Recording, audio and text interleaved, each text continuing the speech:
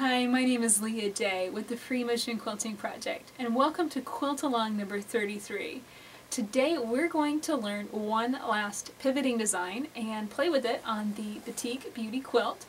And this design is called Pointy Paisley. It's basically the same idea that we've been working on for the last several weeks, taking a triangle shape this time, pivoting and echoing to expand it over the surface of the quilt and cover the quilt very, very quickly with a beautiful, beautiful design. So let's get on the machine and see how this works in free motion. So we're back again on Batik Beauty, working our way through the sashing of this quilt around these blocks with many different pivoting designs. And this week we are going to play with a design called Pointy Paisley. And basically it's the same idea of pivoting designs where we start with a shape and pivot off the starting point. This time we're going to work with triangles. So I'm going to start with a triangle shape. And I'm going to work this one in pretty small right here, so I've got this little space to fill, but all the rest of them will be a lot bigger. So I've got a little triangle, and now I'm just simply going to pivot and echo. And I might have to kind of travel stitch against the other designs, and that's okay. Come around and back down. Okay, now let's come out with a really big triangle.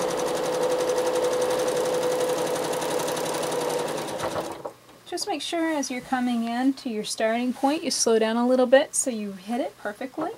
If you can't see, or if the quilt's resisting you, don't hesitate to push it around and make it behave. Get it where you need it. Now, don't worry about which angle you're coming in. Pretty much I am always looking at, okay, which area do I need to fill into, which area do I need to work into. So I could pivot and come this way, or I could pivot and come this way. I'm going to come this way simply because I want to fill in this space right here and get over here next. So that's how I'm going to work it.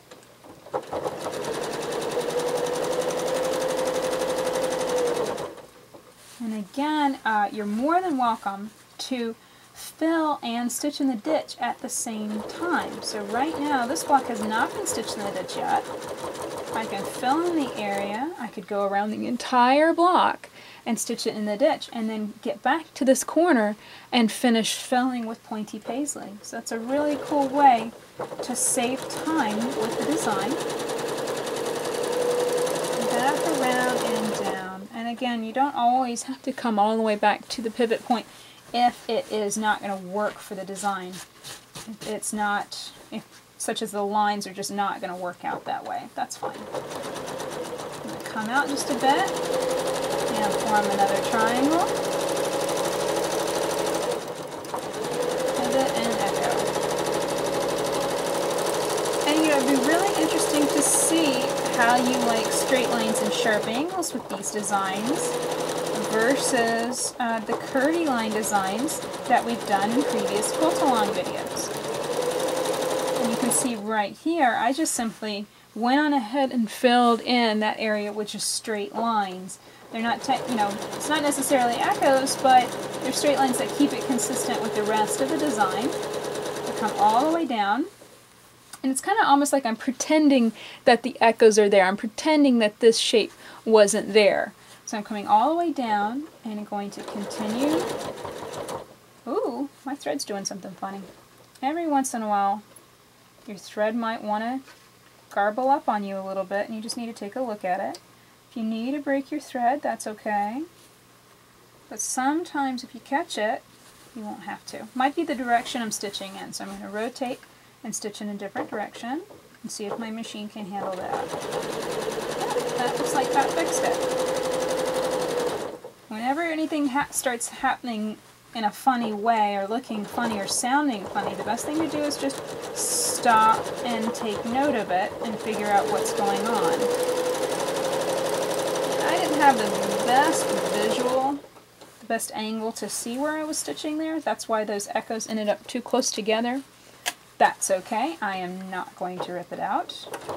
I'm not going to rip it out because ripping is really a waste of time on a bed quilt. I mean, if it's a bird's nest, If it's a big giant mess on the back of my quilt, I'll rip that out, sure.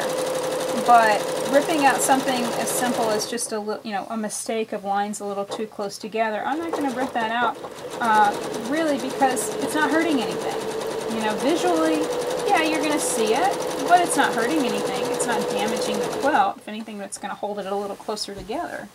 So I'm not going to rip that out because that would waste my time and it would only get me good at ripping. It would not get me good at free motion quilting. I come in with a nice big triangle shape. Pointy Paisley is one of those designs that you can really stitch big, very easily, take up loads of space. Just eats up your quilt. It's a very quick design. You've got some quilts that you're really wanting to quilt quickly, to get done with, get out of your sewing room, just stop being a UFO, then Pointy Paisley or Paisley, to make sure everything's nice and big and open, and will most certainly get those quilts done quickly. Travel stitch up. And I've got this weird space right here. There's a lot of different things I could do with that. I could form another triangle shape in there. But what I'm going to do is I'm actually going to travel stitch over and just stitch down with another straight line and make it look like it's an echo. And again, it's just simply practice and experience with the designs, experience playing with them and filling them in your quilts that will really give you that experience to know what is the best choice for any particular space. Now I got right here on the outside of that paisley, I'm going to fill in with 2 more triangles. Here we go. Triangle coming this way.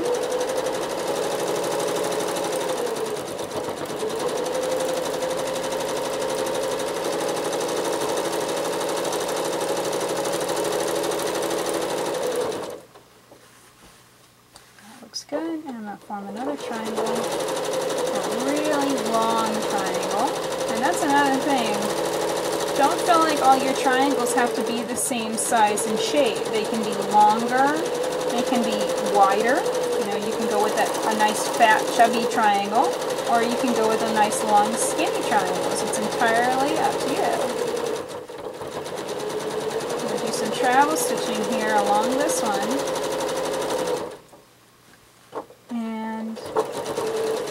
Stitch back. Really, the places I always like to form the triangles is whenever I have a V. I like to form it at the top of that V simply because that is really the best place to stick them.